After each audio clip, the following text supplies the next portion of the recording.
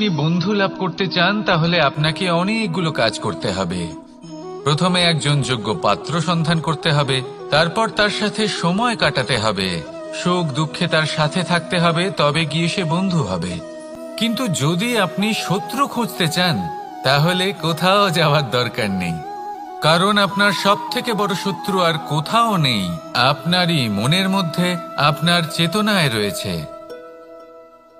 ক্রোধ, মোহ, লোভ, কাম, মদ, মাৎসর্য। এ এমন 6 সবথেকে বড় শত্রু যা আপনার আগামী 7 জন্ম নষ্ট করে দিতে পারে যদি আপনি এদের না সামলাতে পারেন। এবার এদের সাথে যদি যুদ্ধ করতে হয় তাহলে একটা মহাভারতের মতো দেখুন, যেখানে অর্জুনও আপনি আর কৃষ্ণও সেই আপনি। কারণ এই যুদ্ধ আর অন্য কারোর সাথে নয়, বরং নিজের সাথে। এগুলো অন্তর মনের যুদ্ধ, আর এটা জয় করা যেতে পারে নিয়ন্ত্রণ এবং অনবরত চেষ্টার দ্বারা।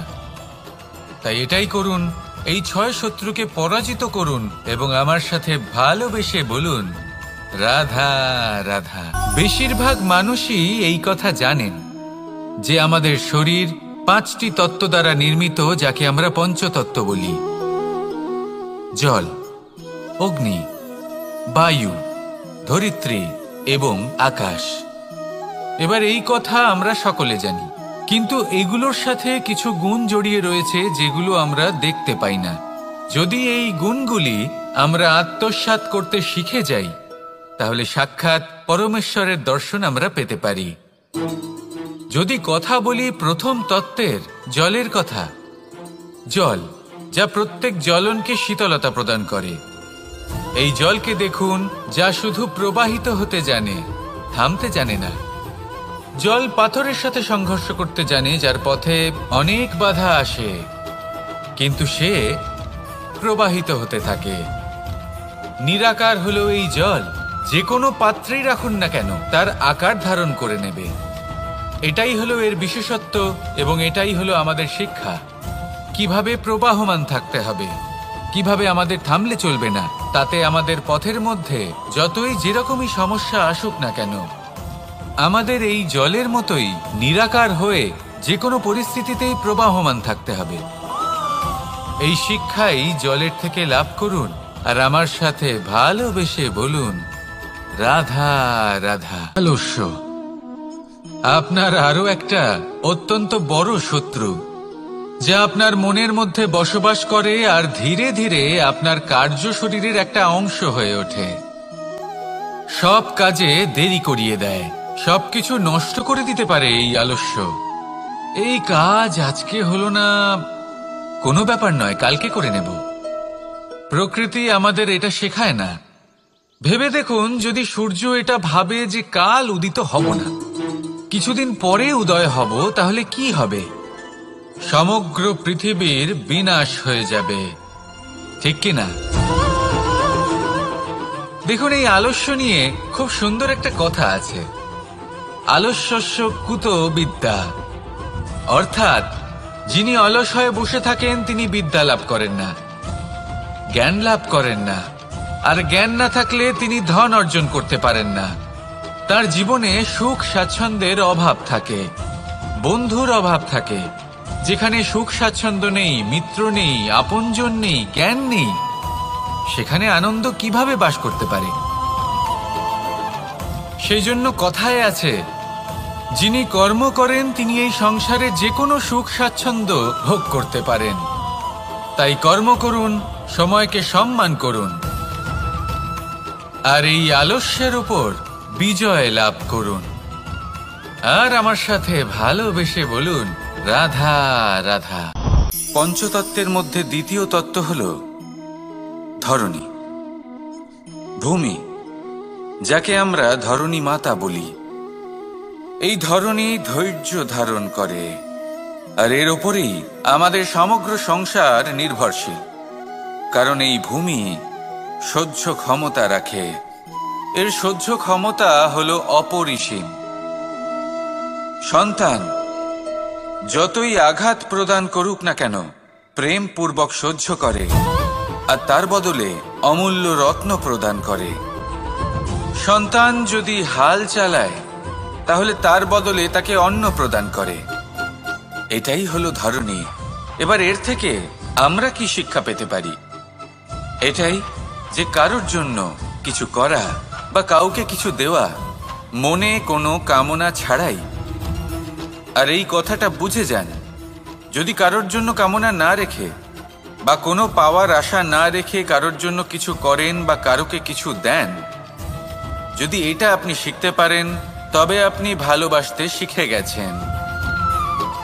আর সেই জন্যই এই ধরিত্রীকে মাতা বলা হয়, কারণ মাতা শুধু উনি নন যিনি গর্ভে সন্তানকে ধারণ করেন, মাতা তো উনিও যিনি জীবন বাঁচতে শেখান, যিনি জীবন বাঁচার উদাহরণ প্রদান করেন। তাহলে ধরনীর থেকে এই নিঃস্বার্থ ভাব শিখুন, নিঃস্বার্থ ভালোবাসা শিখুন, আর এই ভালোবাসার সাথেই বলুন রাধা রাধা। বায়ু পঞ্চতত্ত্বের মধ্যে তৃতীয় তত্ত্ব।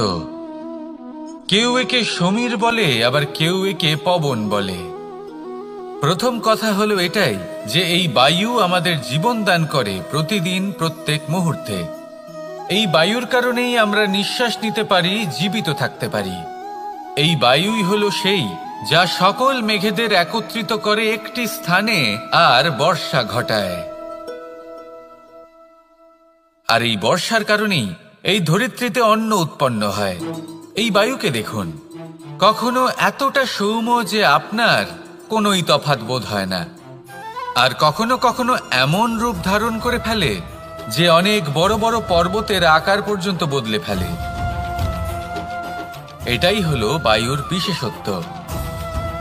বায়ু শেখায় যে সময়ের সাথে সাথে বইতে থাকো, সকলকে জীবন দান করো, সকলকে সাহায্য করো, কিন্তু যখন বিপদ সামনে আসবে তখন দৃঢ় হয়ে সম্মুখীন হও। বাধা অনুযায়ী নিজেকে গড়ে নিতে হবে, আর কখন কতটা কঠোর হতে হবে আর কখন কতটা সৌম্য হতে হবে এটা বায়ুকে দেখে শিখুন, আর আমার সাথে ভালোবেসে বলুন রাধা রাধা। অগ্নি চতুর্থ তত্ত্ব, সব থেকে বেশি গুরুত্বপূর্ণ কিন্তু তার থেকেও বেশি ভয়াবহ। কখনো অগ্নিকে নিয়ন্ত্রিত রূপে উনুনে জ্বলতে দেখেছেন? এই অগ্নি আমাদের খাবার বানাতে সাহায্য করে, যা আমাদের শক্তি প্রদান করে।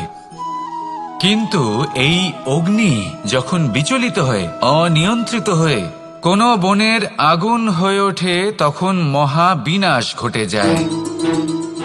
আপনারই অন্তরের ঊর্জা হলো এই অগ্নি। এটা আপনার শক্তিও, আপনার ক্রোধ। একে ব্যবহার কিভাবে করবেন তা আপনারই হাতে। যদি কোনো ব্যক্তি নিজের অন্তরের এই ঊর্জাকে ব্যবহার করেন শক্তির রূপে, তাহলে সে বিকাশ ঘটাতে পারে, নির্মাণ ঘটাতে পারে। কিন্তু যদি কোনো ব্যক্তি তার অন্তরের ঊর্জাকে বিধ্বংসী অস্ত্র বানিয়ে ফেলেন, তাহলে নিশ্চিত রূপে মহা বিনাশ ঘটতে পারে, যাতে বিনাশ তারও অবশ্যই হবে। অনেক বছর পূর্বে এমনই এক আগুনের দ্বারা এই সুন্দর পৃথিবীর নির্মাণ হয়েছিল, আর অনেক বছর পূর্বে এমন এক আগুনেই সমস্ত জীব এবং সংসার বিলুপ্ত হয়ে গেছিল। এবার আপনি আপনার অন্তরের ঊর্জা দ্বারা বিনাশ ঘটাতে চান নাকি নির্মাণ ঘটাতে চান, সেই সিদ্ধান্ত আপনারই। আসুন আমার সাথে ভালোবেসে বলুন রাধা রাধা। পঞ্চম তত্ত্ব, আকাশ নব ব্যোম। আসলে কোনো ভ্রম নাকি সত্য? ভ্রম তো হতে পারে না, কারণ ভ্রমের মধ্যে কেউ বাঁচতেই পারে না। আর যদি সত্য হয় তাহলে এতটাই বিশাল যে আমাদের চোখের থেকে, আমাদের ইন্দ্রিয়ের থেকে, আমাদের মস্তিষ্কের থেকে, আমাদের চিন্তা ভাবনার থেকেও অনেক ঊর্ধ্বে, যাকে আমরা বুঝতেই পারি না। এটা যতটাই বিশাল আকার ঠিক ততটাই সরল। এই আকাশ যতই অন্ধকারাচ্ছন্ন ততটাই আলোর প্রকাশ প্রদান করে থাকে। দেখতে গেলে এ হলো জীবনের সঞ্চালক, কিন্তু যদি ক্রুদ্ধ হয়ে যায় তাহলে প্রাণ কেড়ে নিতেও দ্বিধাবোধ করে না। এই আকাশ শুধুমাত্র পৃথিবী লোক নয়, বরং এই সমগ্র ব্রহ্মাণ্ডকে, এই সমগ্র সৃষ্টিকে, এর প্রত্যেকটা তারাকে, প্রত্যেকটা গ্রহকে একটা বিশেষ স্থান প্রদান করে। এর নিজের কোনোই অস্তিত্ব নেই, কিন্তু সকলকে অস্তিত্ব প্রদান করে। এটাই হলো এই আকাশের মাহাত্ম্য। এই আকাশে হলো মাহাত্ম্যের প্রতিরূপ, যা আমাদের ভাবনা দ্বারা উৎপন্ন হয়। আপনিও আকাশের মতো এই বোধকে আপন করে নিন। আপনার জীবনও আকাশের মতন মহান এবং বিশাল হয়ে উঠবে। আর তখনই মন সুপ্রসন্ন হয়ে বলবে, রাধা রাধা। কাম, তৃতীয় পুরুষার্থ। এবার অধিকাংশ মানুষই কাম বলতে বিলাসিতা, বাসনা, লালসা মনে করে ফেলে। আসলে এমন কিছুই নয়। কামের বাস্তবিক অর্থ কি? কামের বাস্তবিক অর্থ হল কামনা। প্রতিটা ব্যক্তি, প্রতিটা মানুষ, প্রতিটা জীব এই সংসারে কোনো না কোনো বিশেষ কারণে আসে। সেই কারণকে পূর্ণ করার জন্য কর্ম করাকে কাম বলে। এখন সেটা সবার জন্য ভিন্ন হতে পারে। কারোর কাছে সেটা জ্ঞান অর্জন করা হতে পারে, আবার কারোর কাছে নির্মাণ করা হতে পারে। কারোর জন্য পরিবারকে সঞ্চালন করা হতে পারে, আবার কারোর জন্য এই সংসার থেকে পাপ দূর করা হতে পারে। কিন্তু সবথেকে গুরুত্বপূর্ণ হলো যে মানুষ যেন নিজের কর্ম ঠিক করে করে, সম্পূর্ণ যত্ন নিয়ে করে। তৃতীয় পুরুষার্থ মানে এই কাম। এটার অনুচিত অর্থ নিজেকে বোঝানো মানেই সমগ্র জীবনকে অর্থহীন করে দেওয়া। তাই প্রেম দ্বারা আপনার এই সংসারে আসার কারণটাকে অনুসন্ধান করুন, আর এই প্রেমের সাথেই বলুন, রাধা রাধা।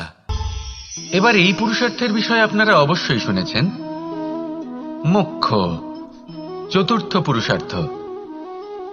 আপনারা কি জানেন এই মোক্ষ আসলে কি? ধর্ম, অর্থ, কামনার পালন করতে করতে মৃত্যু লাভ করা, এটাই কি মোক্ষ? না, মোক্ষ হলো সেটাই যা জন্ম এবং মৃত্যুর ঊর্ধ্বে। প্রত্যেক ব্যক্তি, প্রত্যেক জীবই সংসারে কোনো না কোনো বিশেষ প্রয়োজনে আসে। ধর্মপথে, সৎপথে অর্থ উপার্জন করা, প্রয়োজনকে পূর্ণ করার চেষ্টা করতে করতে সেই প্রয়োজনকে পূর্ণ করা তাকে মুক্তির পথে নিয়ে যায়, যা হলো মোক্ষ। যদি এই মোক্ষ লাভ না হয় তাহলে মানুষ জন্ম এবং মৃত্যুর এই চক্রে বারবার ফিরে আসবে। তাই নিঃস্বার্থভাবে সদ্ভাব নিয়ে কর্ম করুন, সকলকে ভালোবাসুন, আর আমার সাথে বলুন, রাধা রাধা।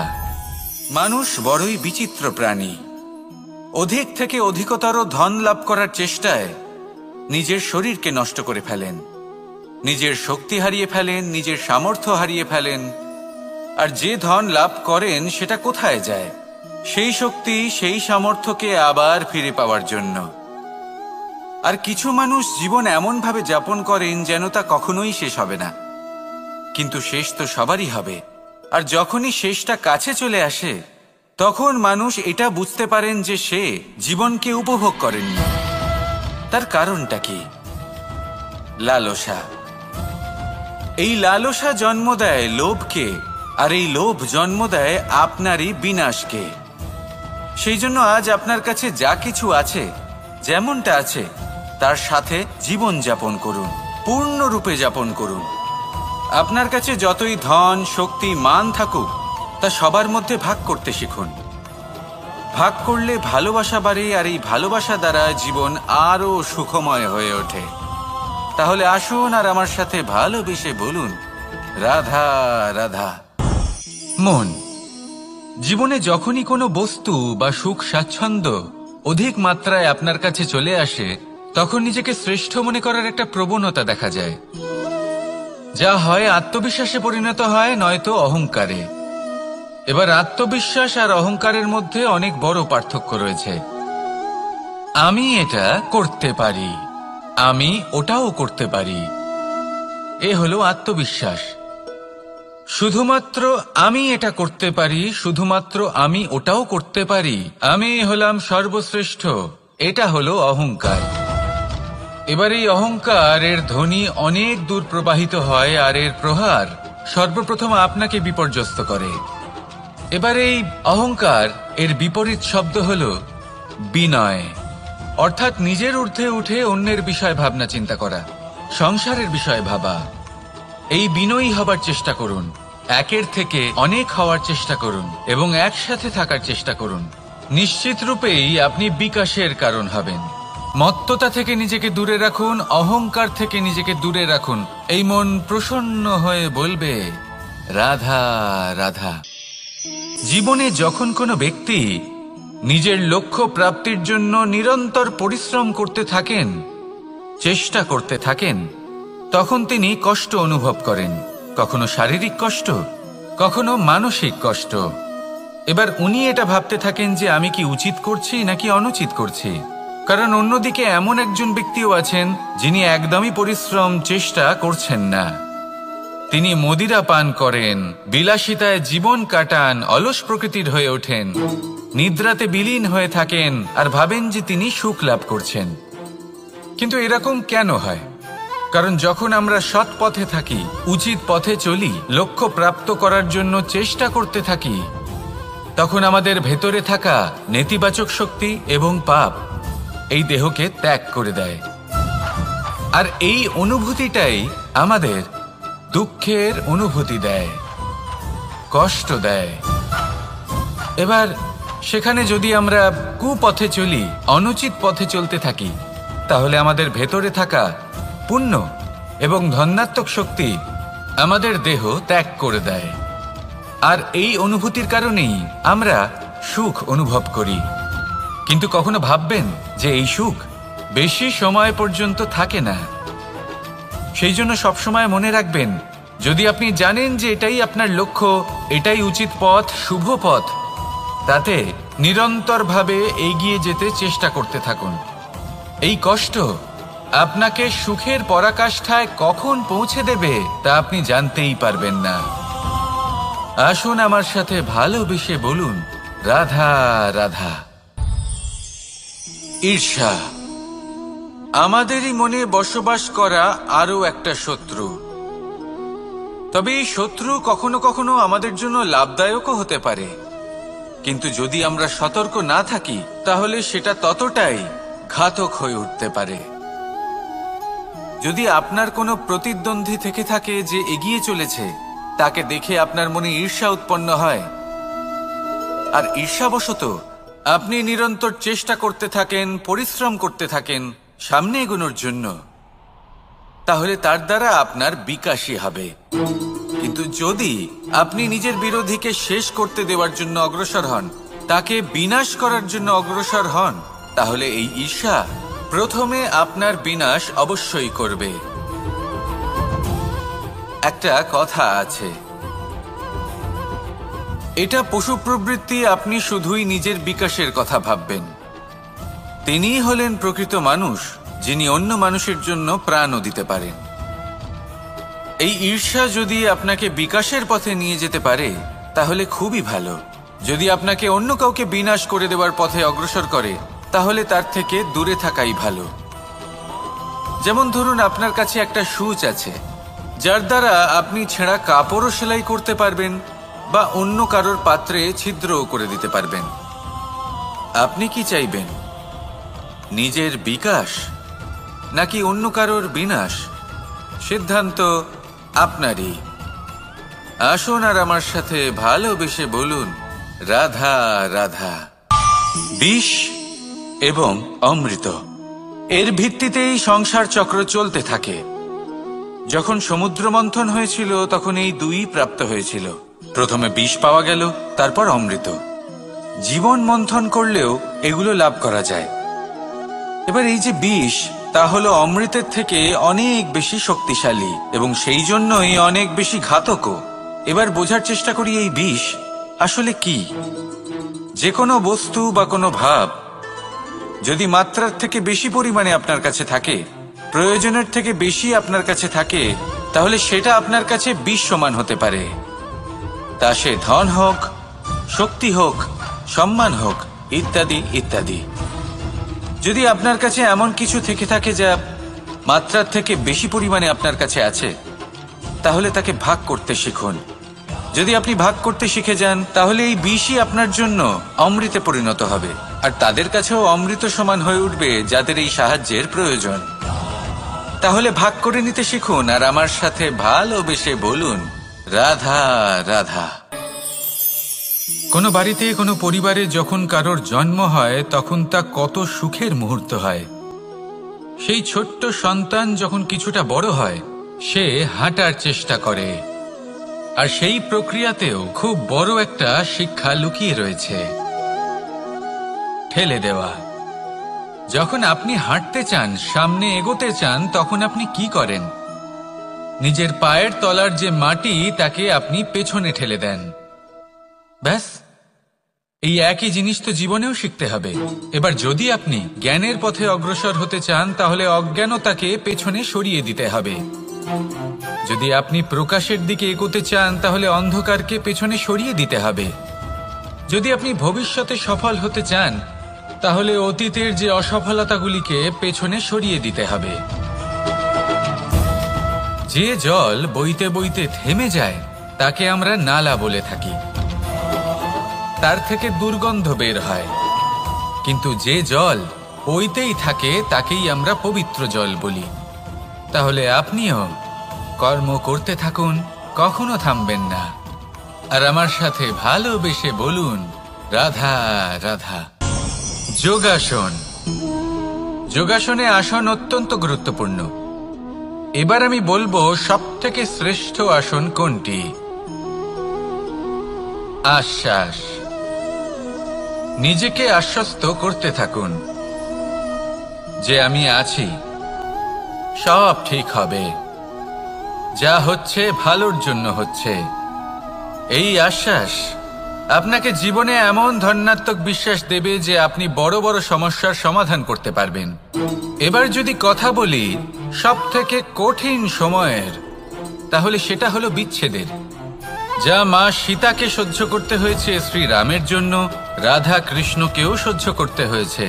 যে ব্যক্তি বিচ্ছেদের সময় সঠিক পথে চলে এসেছে, সে জীবনে অনেক শ্রেষ্ঠ স্থানে অবশ্যই পৌঁছতে পারবে। এবার যদি কথা বলি সবথেকে জরুরি এবং গুরুত্বপূর্ণ সময়ের, তাহলে সেটা হলো সংযোগ। সকলকে সাহায্য করতে থাকুন। আপনি অন্যদের সাহায্য করে তাদের যত আনন্দ দিতে পারবেন, ততটাই আনন্দ আপনারও জীবনে অবশ্যই আসবে।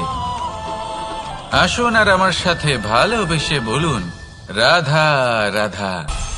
কামবোধ। এটাই আপনার অন্তরের প্রথম শত্রু। বেশিরভাগ মানুষই কামবোধ বলতে লালসা বোঝেন, কিন্তু এটা সম্পূর্ণ সত্য নয়। কামের আসল অর্থ হল কামনা। এটা খুবই সহজ ব্যাপার। মনুষ্য শরীর থাকলে, মানুষের মন থাকলে, এই কামনা অবশ্যই থাকবে। এবার এটাই দেখতে হবে যে এই কামনা নেতিবাচক কামনা নাকি ইতিবাচক কামনা। অন্য কারোর জিনিসে নজর দেওয়া, অন্য কোনো মানুষের উপর নজর দেওয়া, কোনো অনুচিত বস্তুর দিকে নজর দেওয়া, এই নেতিবাচক কামনা। আর এই দুষ্কামনা মানুষকে দিয়ে অপকর্ম করাবেই করাবে। তাই মনে রাখবেন, যে ব্যক্তি নিজের কামনাকে নিয়ন্ত্রণে রাখতে পারেন, তিনি সঠিক পথেও থাকেন, সঠিক লক্ষ্যে পৌঁছতেও পারেন। যিনি কামনা নিয়ন্ত্রণে রাখতে পারেন না, তিনি তার পথও হারিয়ে ফেলেন এবং লক্ষ্যচ্যুতও হন। তাই মনে রাখবেন, নিজের কামনাগুলিকে নিয়ন্ত্রণে রাখুন। কাম নামক এই শত্রুর ওপর বিজয় লাভ করুন, আর আমার সাথে ভালোবেসে বলুন, রাধা রাধা। ক্রোধ। আপনার অন্তরের আরও একটা শত্রু। এই ক্রোধ আসলে কি? আপনার মনের এক ভাবনা, যা আপনার মনেই উৎপন্ন হয়। এই মন আত্মার সাথে যুক্ত থাকে। এখন একটা ভাবনা যা আত্মার সাথে যুক্ত থাকে, তাকে অনুচিত কেন বলা হয়, সেটা বোঝার চেষ্টা করুন। ক্রোধ কখনো কখনো জরুরি হয়, বিশেষ রূপে তখন যখন আপনি সঠিক পক্ষে দাঁড়িয়ে রয়েছেন এবং সামনের ব্যক্তি অধর্মের পক্ষে রয়েছেন। আর বিনম্রভাবে মানছেন না। যেমন শ্রীরাম ক্রুদ্ধ হয়েছিলেন সাগরের ওপর, ওটা উচিত ছিল, আর তা ততক্ষণই উচিত যতক্ষণ আপনি ক্রোধকে নিয়ন্ত্রণ করছেন। যদি ক্রোধ আপনাকে নিয়ন্ত্রণ করতে শুরু করে তাহলে পরিস্থিতি এমনও হতে পারে, ধরুন একজন ব্যক্তির প্রতি ক্রোধের কারণে আপনি তার ক্ষতি করতে চান। আপনি একটা কয়লা হাতে নিলেন, আর সেই কয়লা সামনের ব্যক্তির ক্ষতি করার পূর্বে আপনার হাত জ্বালিয়ে দেবে। ব্যাস, ক্রোধ এটাই করে, সর্বপ্রথম আপনার ক্ষতি করে, আপনার বিবেক হরণ করে নেয়, আপনি আপনার নিয়ন্ত্রণ হারিয়ে ফেলেন, আর সবকিছু নষ্ট হয়ে যায়। বেশিরভাগ মানুষ ক্রোধে এমন সিদ্ধান্ত নেন যে সেটা তাদেরই বিনাশের কারণ হয়ে দাঁড়ায়। আর কিছু মানুষ বলেন যে আমাদের জীবনে এত যন্ত্রণা আছে, এত সংকট আছে যে ক্রোধ উৎপন্ন হবেই। আর এরকম সময় এটাই উচিত হবে যে আপনি নিজেকে ক্রোধের থেকে দূরে রাখুন, আর তারপর সমস্যার নিবারণ করুন। আর এই নিবারণই আপনার জীবনকে একটা শ্রেষ্ঠ স্তরে পৌঁছে দেবে। তাহলে ক্রোধ থেকে দূরে থাকুন, সুপ্রসন্ন থাকুন, আর আমার সাথে ভালোবেসে বলুন, রাধা রাধা। লোভ আপনার অন্তরের আরো একটা শত্রু। দেখতে গেলে এটা একটা শব্দ, একটা সংস্কৃত শব্দ, লব ধাতু থেকে উৎপন্ন হয়েছে। এর অর্থ কিছু লাভ করা।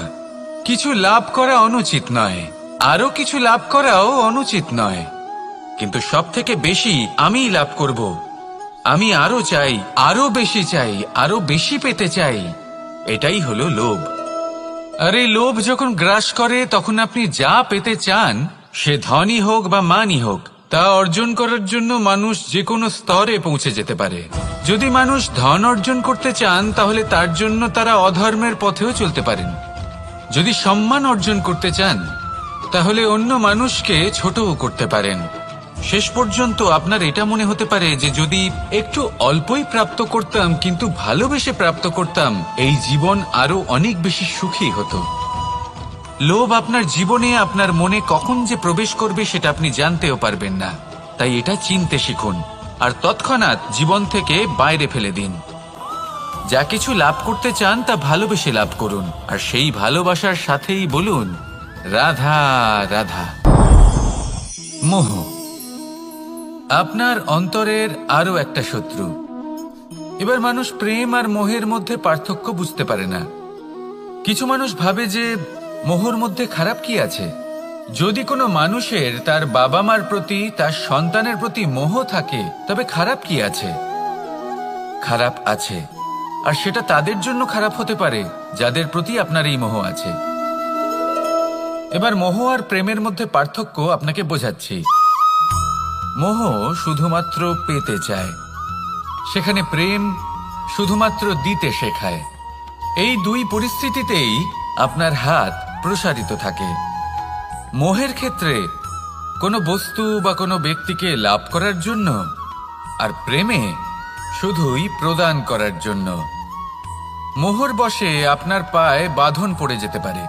যদি মাতা পিতার তার সন্তানের প্রতি মোহ থাকে তাহলে তারা তাদের সন্তানকে কখনো দুঃখে, চিন্তায়, যন্ত্রণায় দেখতেই পারবে না। সেই জন্য তারা সন্তানকে বেঁধে রাখতে চান একটা সুরক্ষিত ক্ষেত্রে, যেখান থেকে না তারা সংসারকে দেখতে পায়, না পরখ করতে পারে, না কিছু শিখতে পারে, না বিকট পরিস্থিতির সম্মুখীন হতে পারে। ঠিক যে কারণে তারা দুর্বল হয়ে পড়ে, অজ্ঞানী হয়ে ওঠে। তাদের বিকাশ সেখানেই স্তব্ধ হয়ে যায়, আর সেখানে প্রেম শুধুমাত্র বিকাশের পথে নিয়ে যায়।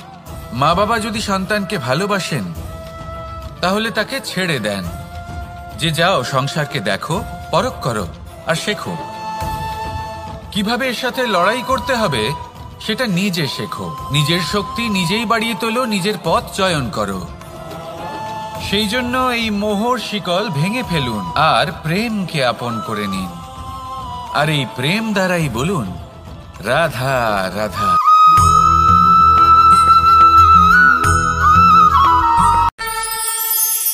একবার একটা শেয়াল বনে বিচরণ করছিল।